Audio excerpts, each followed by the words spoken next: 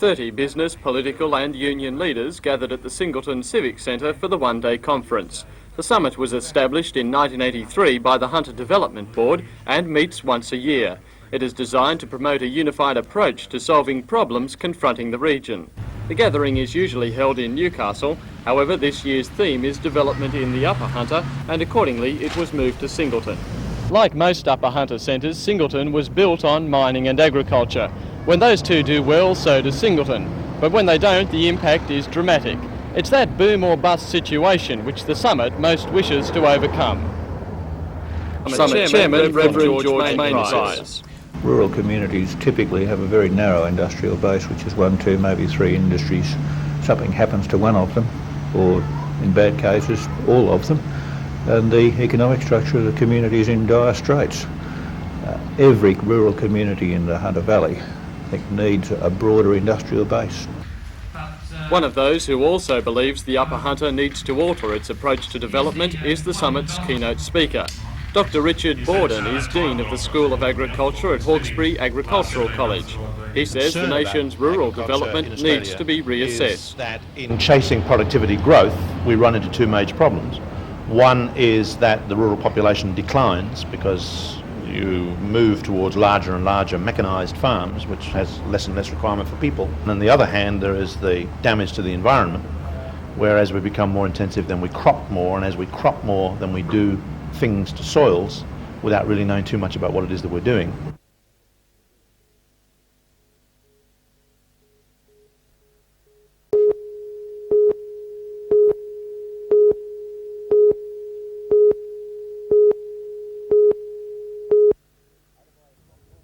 Aided by a strong northerly breeze at their backs, Austral United made all the running in the first half hour and they put the pressure right on the young Socceroos. In the 3rd minute, Austral's Robbie Holden got a good shot in, but it sailed over the crossbar.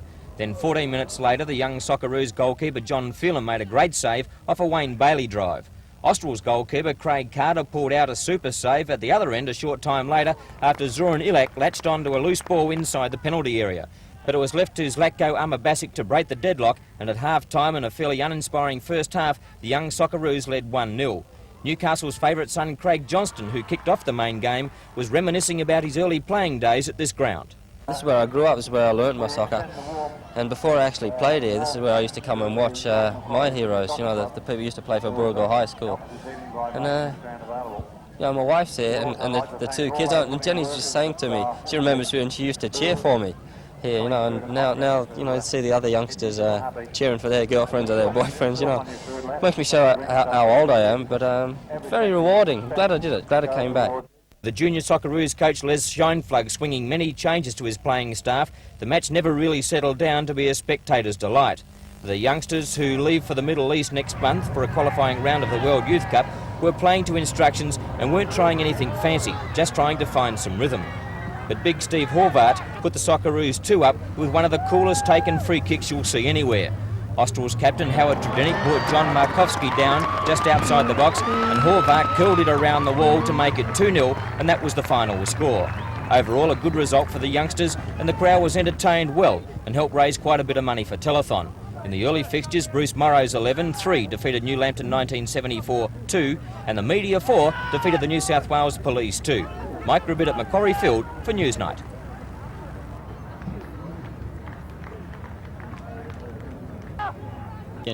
So if that was passed, then students would be able to come to college to the institute next year without paying any union fees? Yeah, without paying student fees next year, they could come straight in.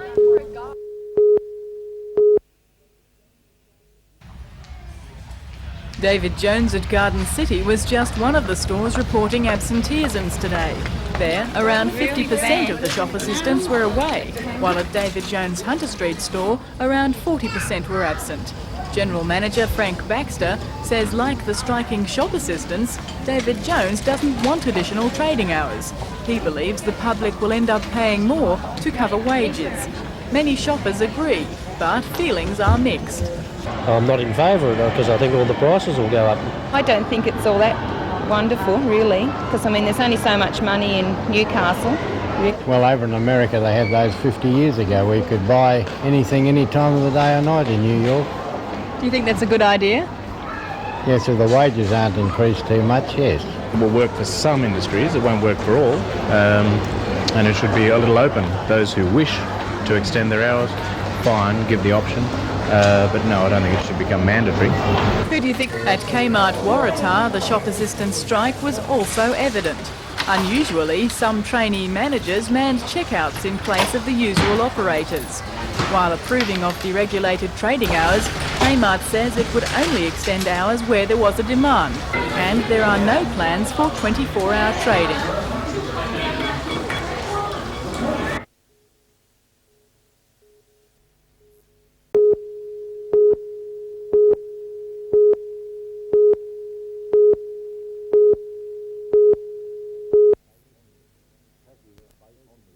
Have here a base on which the very successful arrangements which have been now in place for several years can be enlarged upon, and I think all goes well for the future for tenants within the region. Regional Manager of the Department of Housing, Warren Kelly, did the honours at today's opening, and his words reflected the positive future the council has forecast for the office. This prime location in Hunter Street is to become a vital link in the public housing network, offering a place for problems and ideas to be swapped between the tenants and the department. A far cry from the poky little suburban offices the council has worked from since it began 3 years ago, its central position should see more and more tenants taking advantage of its easy accessibility to seek help. All the information is here, the knowledge is here, and it has helped people overcome the fact that if they would like to say something within the area that they're not happy about with the department or problems, that these problems have overcome. But as well as helping out with problems, the council has now committed itself to ridding the public housing system of its less than desirable image by improving living environments and encouraging tenants to take an active role in community programs. We are finding that there are problems within areas of Department of Housing, and we're certainly hoping that we can build a relationship with the Department of Housing to overcome those problems.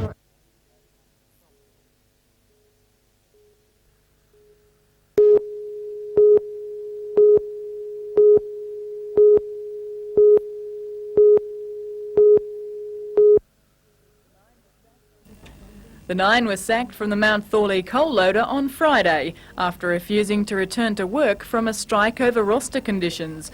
A 48-hour national strike followed their dismissals, and that's due to end at midnight. Today, the Coal Industry Tribunal, David Duncan, accused the Miners' Federation of being pig-headed and obstructive in its handling of the dispute. He ordered the sacked men be reinstated with pre-existing conditions to apply pending a hearing of their argument.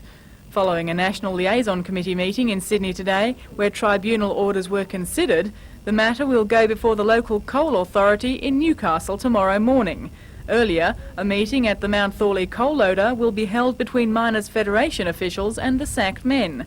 Striking mine workers at Branxton yesterday called for weekly stoppages until the matter is satisfactorily resolved. That vote has yet to be fully considered. Meanwhile, during the 2-day dispute, activities have been disrupted at the Kooragang and Port Waratah coal loaders. It's feared a 69,000-tonne consignment of coal due to leave for Japan from Kooragang has been lost. The consignment from the Warkworth mine was to be processed through the Mount Thorley coal loader, but the delay means the ship has now left empty. It will collect coal from another supplier in Queensland, costing the New South Wales coal industry $3.2 million in lost revenue. No coal has been coming into the Kooragang coal loader during the 48-hour strike, and the Port Waratah coal loader has received no coal since early yesterday morning. It's hoped activities will return to normal at the loading facilities tomorrow. Belinda Borissow reporting for NBN News.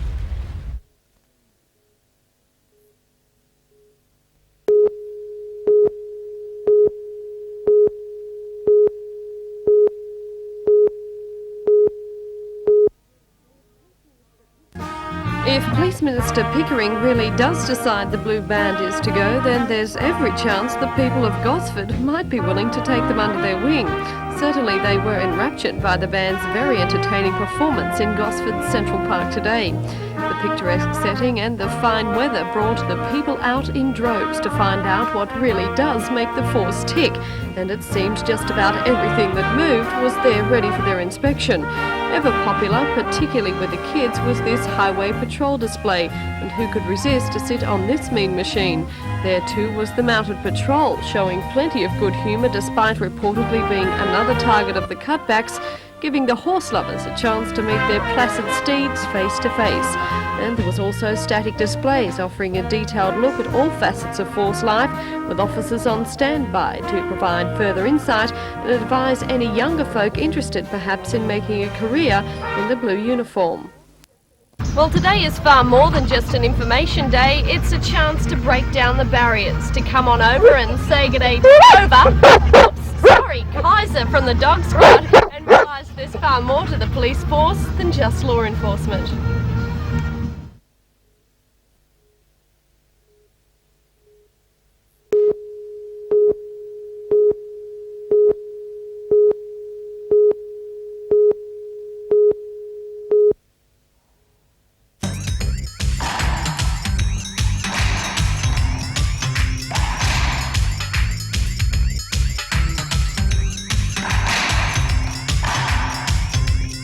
This is the new community service announcement that will be hitting television screens from March next year. It will be used to help reinforce today's launch of the National Squash Club. Already more than 130 squash centres from throughout Australia are taking part in the concept, which is hoped to attract 40,000 people to the new club. It's been designed for the novice and social player as a first step into squash, with plenty of emphasis placed on the social side of the sport.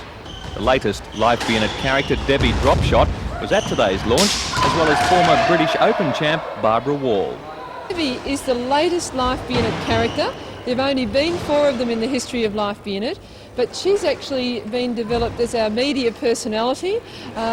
She's a wonderful little character, and in fact, there's a whole team of characters, 8 of them in fact, Barry Backhand, Larry Lobb, along with the others, and they've been created so that we can in fact educate youngsters all about the game and the different shots, etc.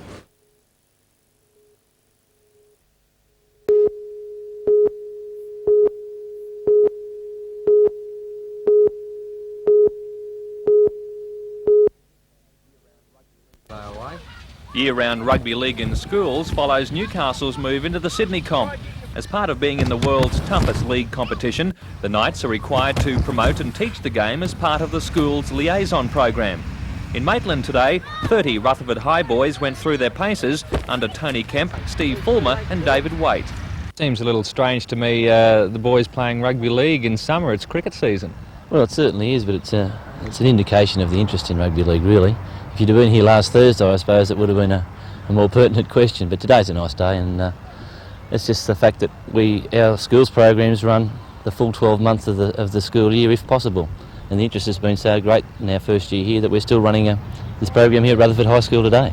Are you seeing an improvement in the boys? Well, there's no doubt that the way that we're doing it and organising it over a period of 4 or 5 weeks, because we come 1 day or 2 days a week for a period of 4 or 5 weeks, we definitely see an improvement. And we try and evaluate their skills at the beginning of the program, and at the end of the program we evaluate it again. I might be a biased judge, but I think it's been very effective, yes.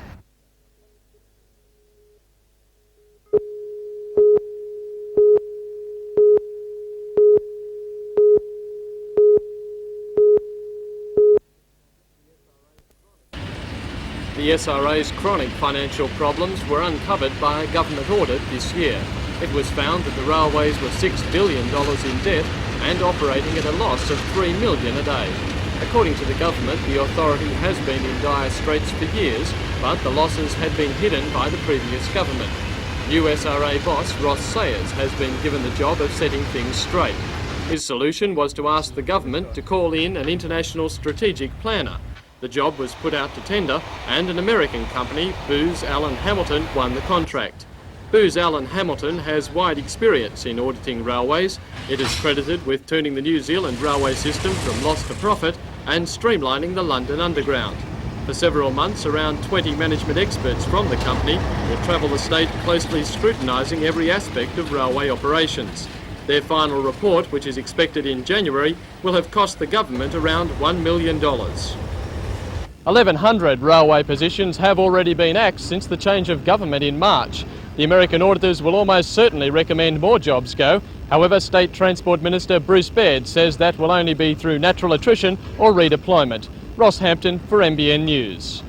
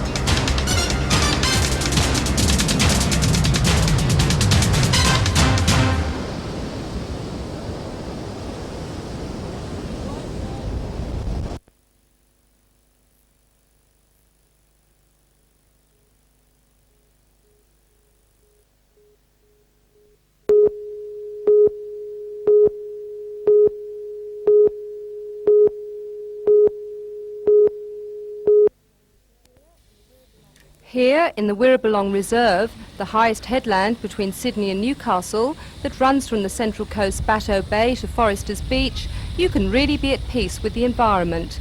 But a recent change in zoning for a farm in the centre of this reserve has left local environmentalists anything but peaceful. Tomorrow, Hollydale Farm, recently changed from conservation to tourist accommodation zoning, comes under the hammer at an auction in Sydney. It is expected to sell for around $2 million. As part of the rezoning, around 60% of the 25-acre site will be dedicated as public open space, leaving 4.8 hectares, or just under 12 acres, to house a motel, units, apartments and leisure facilities. But Central Coast engineer and keen environmentalist John Asquith, who is secretary of the Wirrabillong Reserve Committee, believes the whole farm should have been used to create a national park, fulfilling pre-election promises of high priority by the now Premier Nick Greiner and Minister for the Environment Tim Moore. Included in his large file of correspondence regarding the zoning, Mr Asquith claims a letter written to him by Mr Moore indicates the government's commitment to conservation. You given a verbal agreement that it would remain in conservation zoning? Oh yes, a very clear agreement that the present zoning wouldn't be changed, that it would in the long term be added to the national park because it is such a significant area of land.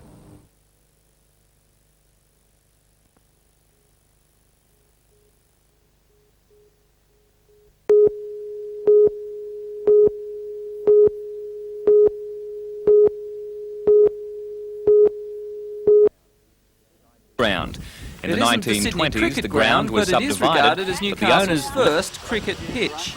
Cricket began here 110 years ago, but since subdivision of the land in 1917, the Corlett Street Park has become a monument to the game. Somehow, however, planning went astray in the 1930s and the power pole went up, adding a new dimension to Cooks Hill cricket. Workers from Shortland Electricity made things a little easier for the purely social cricketers who play now by removing the pole from the wicket and 2 further poles on the boundary this afternoon. Locals are looking forward to the new season, saying comparisons with last year are poles apart.